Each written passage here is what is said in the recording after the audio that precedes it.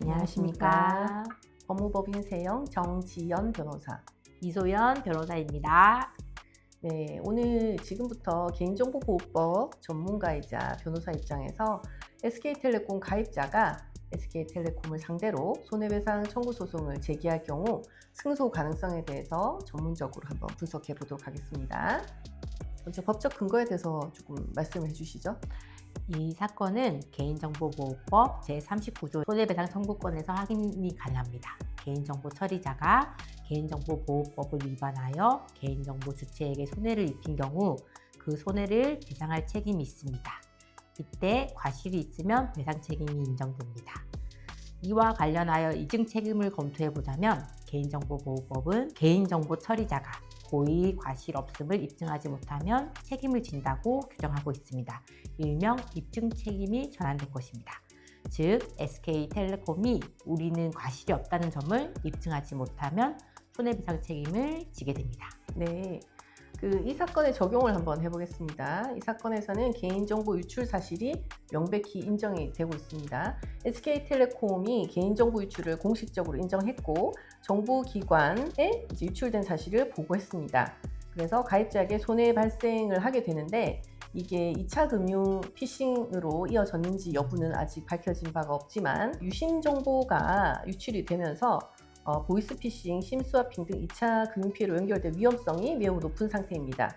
그래서 SK텔레콤에 과실은 있다고 판단할 가능성이 매우 높고 비록 개인정보, 그러니까 이름, 주민등록번호 등은 직접적인 개인정보 유출되지 않았다 하더라도 통신사의 핵심 인프라 서버가 외부 해킹에 취약했다는 점을 지금 명백히 알 수 있는 것입니다.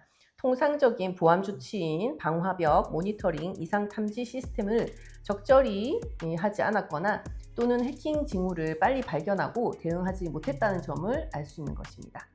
특히 수일간 해킹이 지속되었다는 보도도 있어서 조사를 해봐야 알겠지만 감시나 대응에 중대한 과실이 인정될 가능성이 높아 보입니다.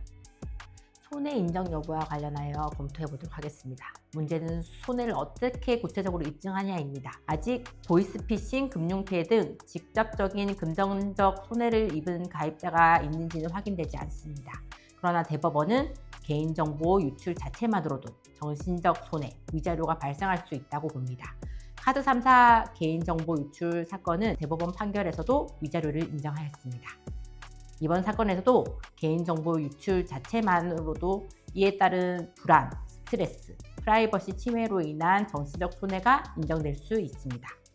네, 예상되는 위자료 수준을 한번 검토해 보겠습니다. 법원은 개인정보 유출 사건에서 보통 1인당 5만 원에서 30만 원 수준의 위자료를 인정해 왔습니다. 구체적으로는 유출 규모나 정보의 종류, 기업의 태도 등을 고려합니다.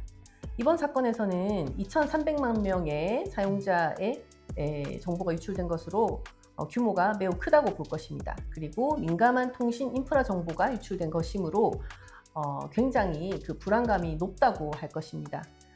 그래서 1인당 최소 보수적으로 잡더라도 50만 원 이상 위자료가 인정될 가능성이 높아 보입니다. 대응이 아직 안 되잖아, 제대로.